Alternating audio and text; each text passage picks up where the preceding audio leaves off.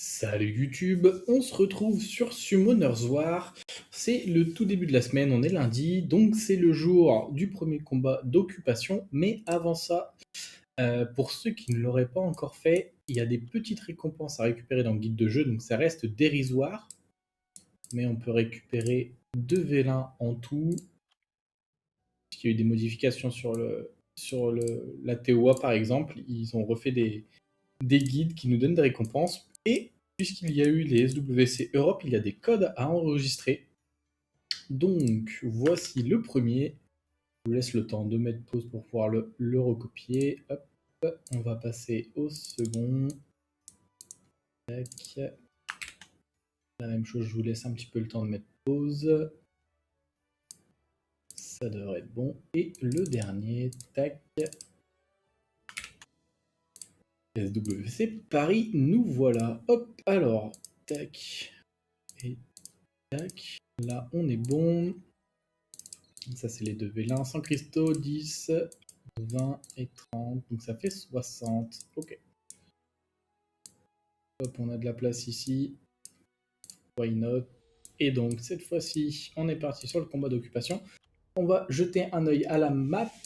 Alors, de mon côté, je suis allé prendre les bases chez les rouges. C'était plus simple que chez les jaunes, donc je me suis pas fait prier.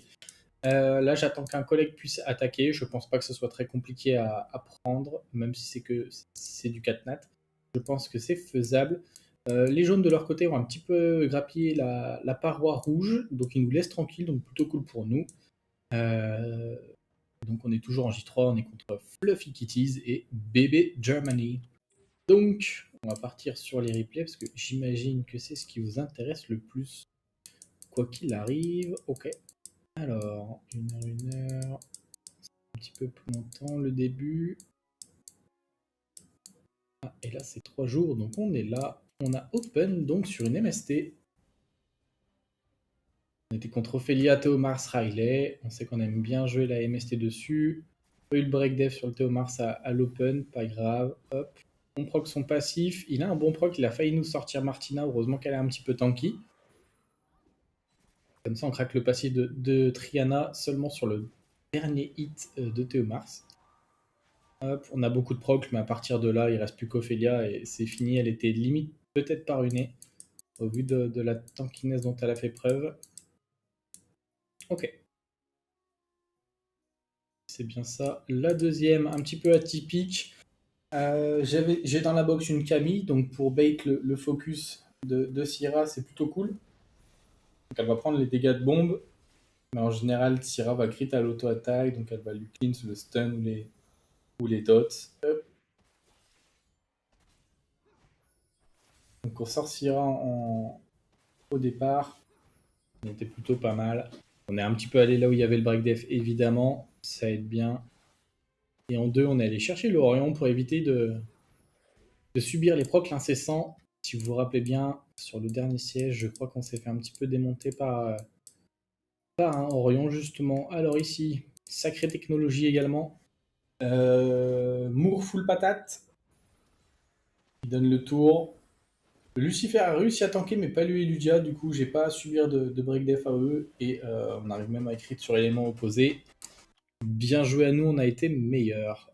Donc là, je me suis dit que même s'il jouait, déjà, j'espérais qu'il aille sur Moore pour trigger justement le Moore et lui donner le tour. Et si le Moore jouait, j'espérais tuer Eludia et Lucifer. Ça s'est presque passé correctement. Et puis s'il allait sur le Psamat, on aurait probablement déclenché le passif de Psamat derrière sur Eludia ou Lucifer. Et donc j'étais fine. Et Eludia aurait craqué le passif de Moore avec son AOE quoi qu'il arrive. Donc plutôt ok, et je voyais pas ni Lucifer ni Eludia miscrit, et donc si jamais ça se passait vraiment très très mal, j'espérais pouvoir solo Mio, tout simplement. Ok. La suite. Hop. La suite, c'est ça. Donc ça, vous m'avez déjà entendu le dire. D'habitude, je mets un Léo à la place du Vélajuel, mais puisque le Léo est en face, je me permets de mettre un Vélajuel qui m'apporte 3 tours d'immunité et qui va me rajouter beaucoup plus de dégâts également, parce que son sort 2 fait très mal, ça scale def également. Là, j'avais peur de tuer le Léo avec le Velajuel et que le Eladriel fasse direct son spell. Je voulais l'éviter. Hop. Le Laika, il peut taper autant qu'il veut le Fengan, vu qu'il y a énormément de def. Il fait pas assez mal.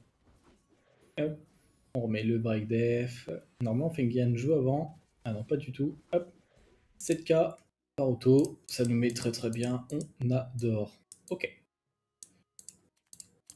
Hop. De tête, on n'a pas fait de défaite. Donc ça s'était plutôt pas mal passé. On boost, on tue, on extend les buffs. Parce que si on a beaucoup de buffs, ça va être plus compliqué pour Moore de tout nous strip. Et puis comme ça, Sonia profite un petit peu plus. Hop. Et Moore, c'est pas la menace. Ça aurait été le Bélénus si jamais je perdais les buffs. Donc, sorte de Myang sur le Bélénus, tout simplement. Ok. Pour l'instant, on tient bon et on part sur un Luchen. Donc là, même si c'est tanky, on peut se dire qu'on va au moins tuer Triana. Hop, elle prend le tour. On va tuer le Carcano du coup, parce que la Liu Mei, toute seule comme ça avec un PV, heureusement qu'elle solo pas, sinon c'est qu'il y a un problème. De toute évidence. Ok. Hop. Donc là, on veut que ça tombe. Bon, il a outspeed, c'est normal, je suis vachement lent. De toute façon, ça passe à travers l'immunité. Hein, donc, hop, hop.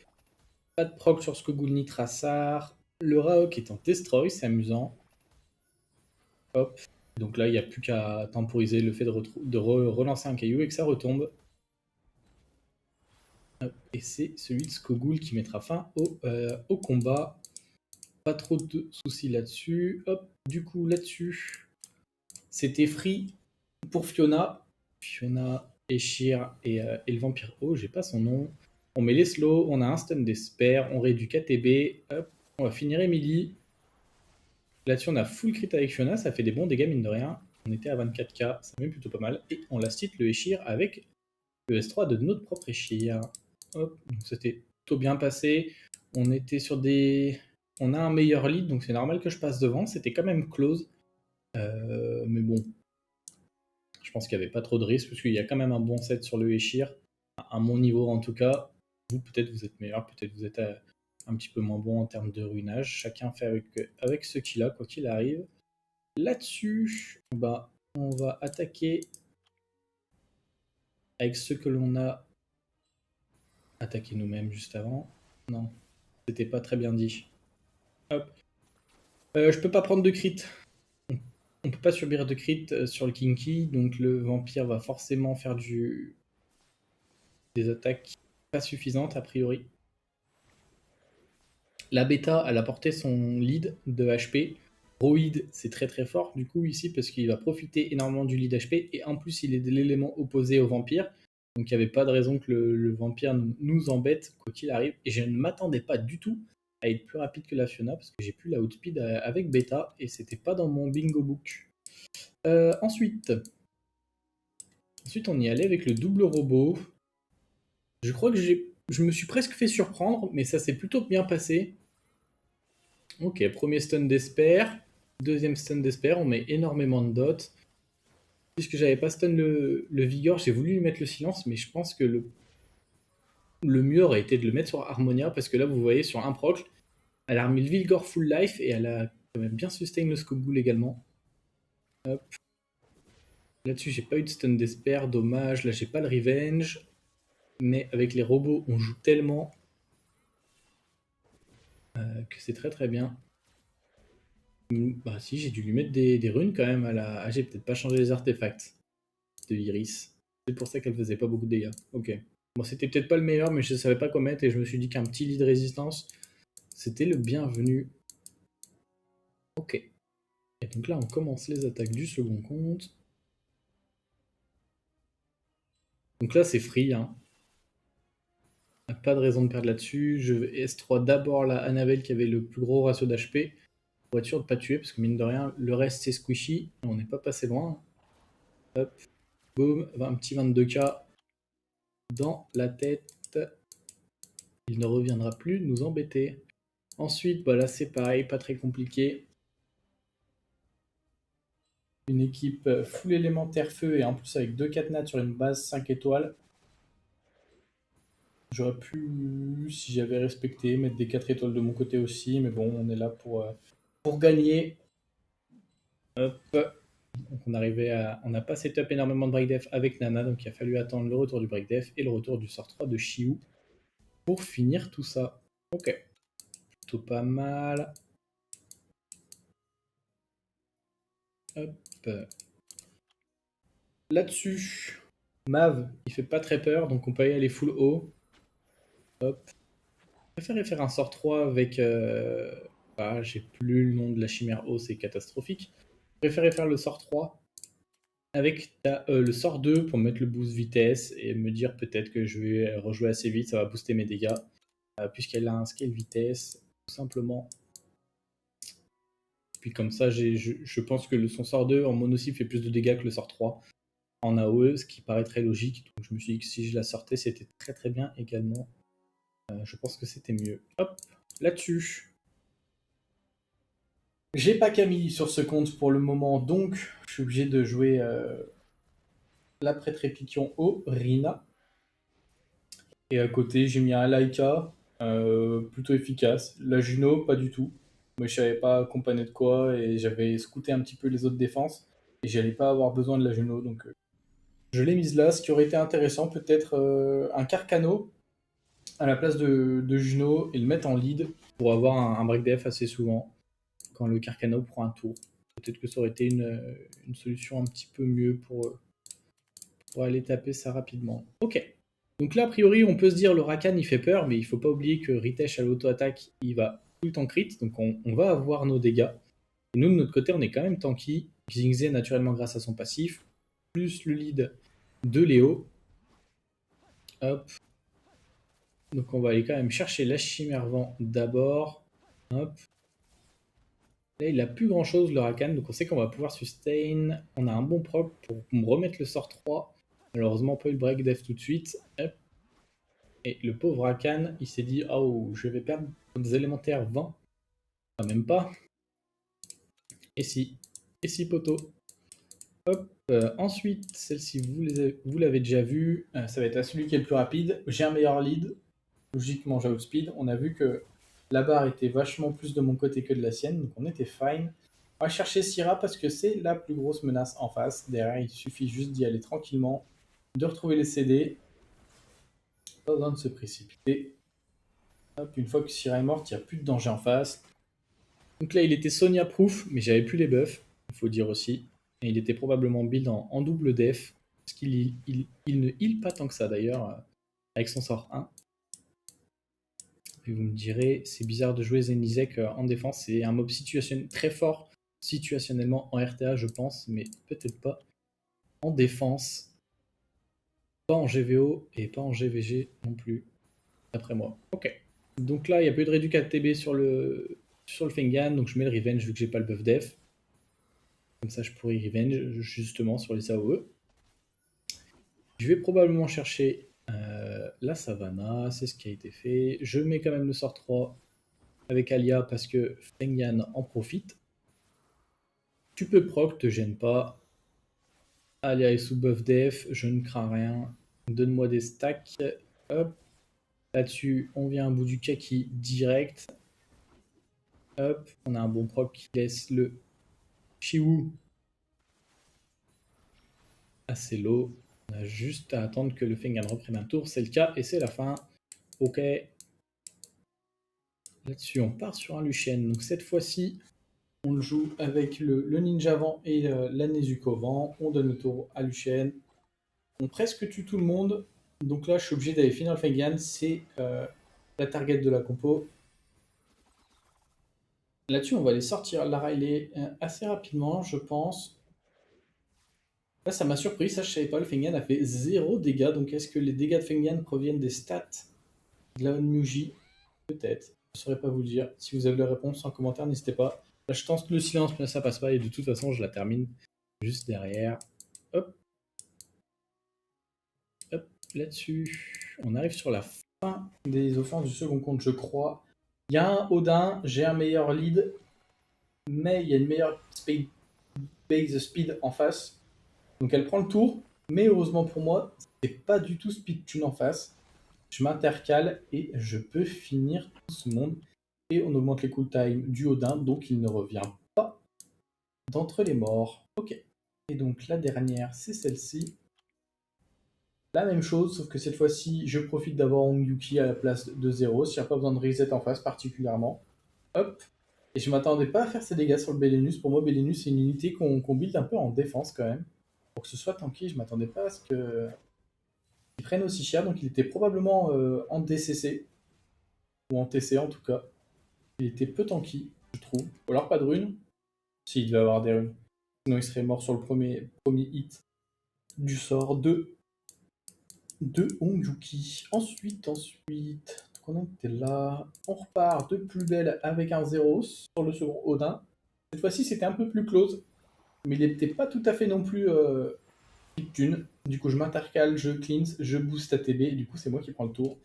Et la même chose se passe, il y a augmentation des coups de time, du coup, pas de retour à la vie.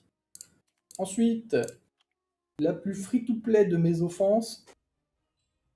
Je savais pas trop comment l'attaquer celle-ci. Je sais que ça marche bien. On a le lead de Fermion qui nous rend encore plus tanky. À l'open, on va chercher 2 fois le Dominique. On avait eu le break def sur lui. Il est plus squishy qu'une Nora, normalement. Donc c'est sur lui que j'ai jeté mon dévolu. Et vous voyez qu'on joue énormément par rapport aux ennemis avec ce Cadiz. Ça met plutôt bien. Moi, j'aime beaucoup. Hop. Alors là-dessus, j'ai mis, il y a mon meilleur set sur le bison. Donc même si j'ai un lead speed moins bien, je passe devant. Peut-être également que le Orion était en violent. Peut-être, ça se faisait beaucoup à une époque. Ce qui fait que je prends le tour et je tue tout le monde. Et même si on a miss le break def sur le Perna, on l'éclate avec Léa. C'est assez logique. Léa, ça fait quand même très très mal. Ensuite, bulle de copper. Là, normalement, si j'ai les dégâts que le Wusa fasse son spell ou pas, normalement, je devrais tuer. Hop. C'est le cas pour le Fengan, et c'est également le cas pour le Wusa. Et ensuite, on va aller chercher le Laika. Il m'a fait une petite frayeur, parce qu'il a quand même beaucoup contre-attaqué. Du coup, il a énormément sustain. Heureusement, le buff def m'a aidé à tanker. Hop, là-dessus, on booste le Buldo. Et on last hit le Laika. Non, c'est ça que je voulais vous montrer. Donc il attaque 2 fois, et s'il n'y a pas d'effet néfaste sur l'ennemi, il attaque une fois supplémentaire. Donc ça met plutôt pas mal ce multi pour aller gérer le Laika, mais je pense que je vous l'avais déjà dit. Hop, là-dessus, on se fait plaisir avec une petite compo avec Artamiel. Hop, on met l'immunité, on a un proc, alors je me dis que je vais mettre le buff def. Hop, tu prends ton premier contre.